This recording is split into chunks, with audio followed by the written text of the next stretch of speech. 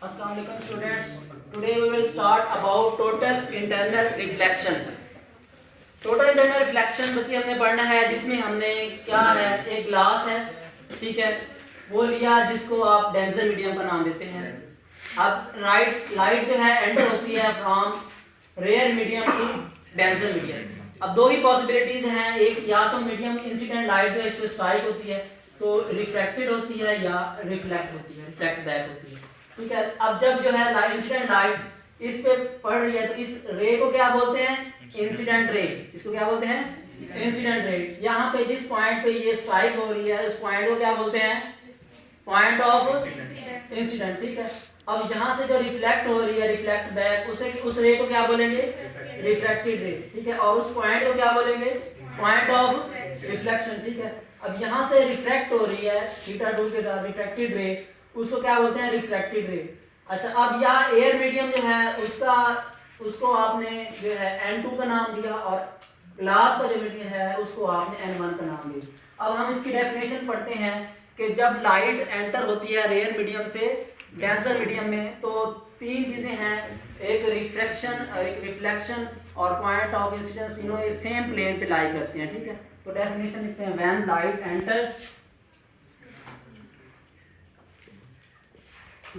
enters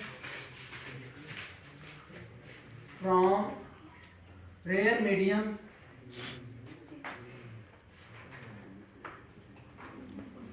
to denser medium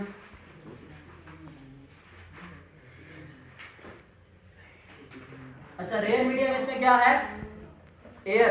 rare medium इसमें क्या है, और डेंसर मीडियम क्या है इसमें, हाँ जी, मीन एयर से ग्लास में एंटर होती है। तो क्या चीजें, कौन सा फिनोमेना होता है, क्या क्या चीजें होती हैं, कौन कौन सी चीजें एक सेम प्लेन पे लाई करती हैं, क्या सेम प्लेन पे लाई करती हैं, पॉइंट ऑफ इंसिडेंस। जी बच्चे बताएं, शाबाश। रिफ्रैक्टेड रे,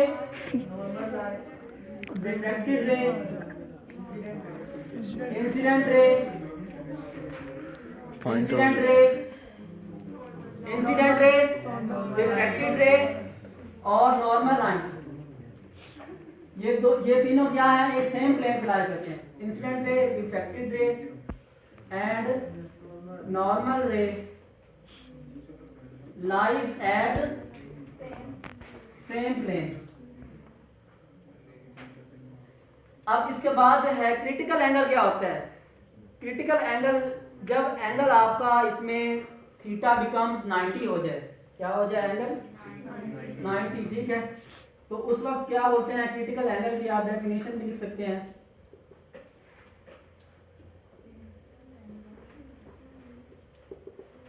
द एंगल फॉर विच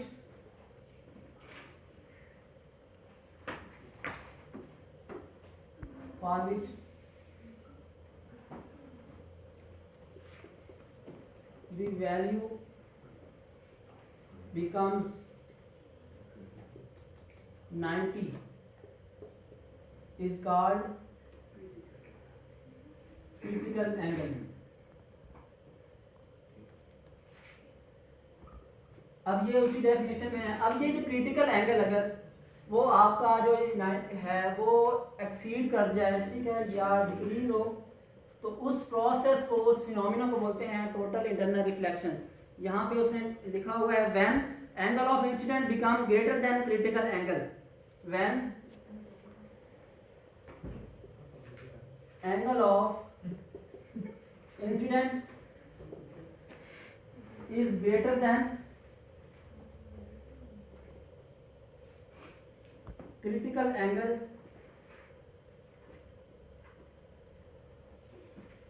कब क्रिटिकल एंगल हो, कब हो, when the incident ray, refracted ray are in same plane। this phenomena is called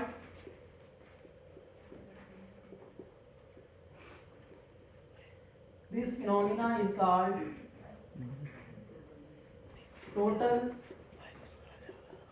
internal reflection. अब बच्चे ये देखें, अब सारा प्रोसेस हमने इसमें देखना है, सारे प्रोसेस में देखना है हमने, इसमें क्रिटिकल एंगल के बारे में भी पढ़ना है और इंसिडेंट लाइट जो है ये ग्लास से पड़ती है, और इसका आपको क्या होता है, रिफ्लेक्ट होती है। तो ये रिफ्लेक्टेड रे और पॉइंट ऑफ इंसिडेंट तीनों क्या करते हैं, एक सेम प्लेन करते हैं। जब ये सेम प्लेन पे हों तो आपका जो क्रिटिकल एंगल है, ये इंसिडेंट एंगल, ये वाला जो इंसिडेंट एंगल है, ये क्रिटिकल एंगल से ग्रेटर हो। ये क्या हो, क्रिटिकल एंगल से, और ये दोनों इंसिडेंट रे और रिफ्लेक्टेड रे दोनों क्या हो, सेम मटेरियल की हो, दोनों क्या हो, सेम मटेरियल पे हो और सेम पॉइंट पे हो। ठीक है, उस वक्त जो उस फिनोमिना को क्या बोलते हैं, टोटल इंटरनल रिफ्लेक्शन। क्या बोलते हैं बेटा, टोटल इंटरनल रिफ्लेक्शन। ठीक है, अब हमने इसमें और क्या स्टडी करना है, इसमें हमने स्नेल्स लॉ पढ़ना है। क्या पढ़ना है बच्चे, स्नेल्स लॉ। ठीक है, तो स्नेल्स लॉ क्या होता है बच्चे, हाँ जी, स्नेल्स लॉ का फार्मूला कौन बता सकता है, n1 sin theta 1 is equal to n2 sin theta sin theta 2, n1 sin theta 1 is equal to n2 sin theta 2। अब बच्चे जो है इसमें आपने दो चीजें हैं, एक थीटा 1 है, दूसरा क्या है, थीटा 2। अब थीटा 1 जो है इसको आप क्या लिख सकते हो, इसको आप किसके कंसीडर कर सकते हैं, क्रिटिकल एंगल। क्रिटिकल एंगल है, कंफर्म है। अच्छा, क्रिटिकल एंगल, और इसकी वैल्यू है, उसको थीटा सी का नाम दिया, थीटा 1 को थीटा सी का नाम दिया। अच्छा, अब थीटा 2 को किसका नाम दिया, रिफ्रैक्टेड एंगल। और रिफ्रैक्टेड एंगल कितना है, रिफ्लेक्टेड या रिफ्रैक्टेड, रिफ्रैक्टेड, रिफ्रैक्टेड एंगल। और इसका क्या नाम, और ये कितनी वैल्यू है इसकी, 90 मीन। इसका मतलब यहाँ पे थीटा 1 आएगा, वहां पे क्या पुट करेंगे, थीटा सी, और यहाँ पे ये थीटा 2 आएगा, वहां पे क्या पुट करेंगे। ओके, अब यहाँ पे थीटा 1 जो है वो क्या है, क्रिटिकल एंगल है, और इसको क्या बोलते हैं, थीटा सी। ये वाला जो है वो थीटा सी के इक्वल है, और क्रिटिकल एंगल थीटा 2, और उसकी वैल्यू कितनी है, 90। ठीक है, अब यहाँ पे हम पुट करेंगे values, n1 sin theta 1, sin theta 1 की जगह क्या पुट करेंगे आप, थीटा सी पुट करेंगे, और थीटा यहाँ पे n2 sin थीटा 2। अब थीटा 2 की जगह क्या पुट करेंगे आप, 90। क्या शाबाश। अब n1 sin theta c is equal to n2 sin 90। अब बच्चे sin 90 कितना होता है, sin 90 कितना होता है, 1। अब यहाँ पे ये जो है sin थीटा c, और इधर क्या है n1, और यहाँ पे क्या है n2, sin 90 कितना आ जाता है, 1। अब यहाँ से थीटा c निकालना है आपने, क्या निकालना है, तो ये n1 मल्टीप्लाई हो रहा है, इधर जाके क्या हो जाएगा, डिवाइड। तो sin theta c is equal to n2 divided by n1। यहाँ से थीटा c फाइंड आउट करना है, तो theta c is equal to sine multiply हो रहा है, इधर जाके डिवाइड 1 ओवर साइन, और यहाँ पे n2 डिवाइडेड बाई n1। अब बच्चे यहाँ से देखें 1 ओवर साइन का मतलब क्या है, साइन इनवर्स।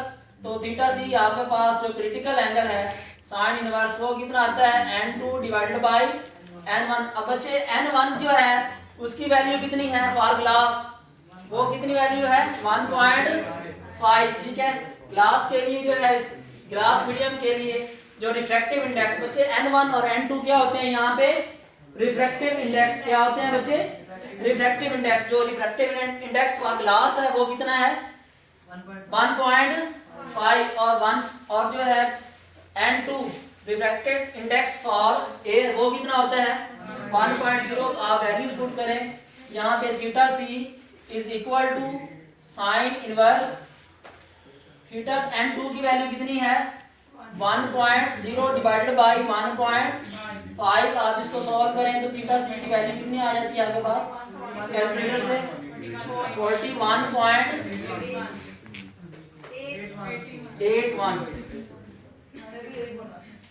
चलिए, हाँ जी, अब इसको जल्दी जल्दी से रिवाइज कर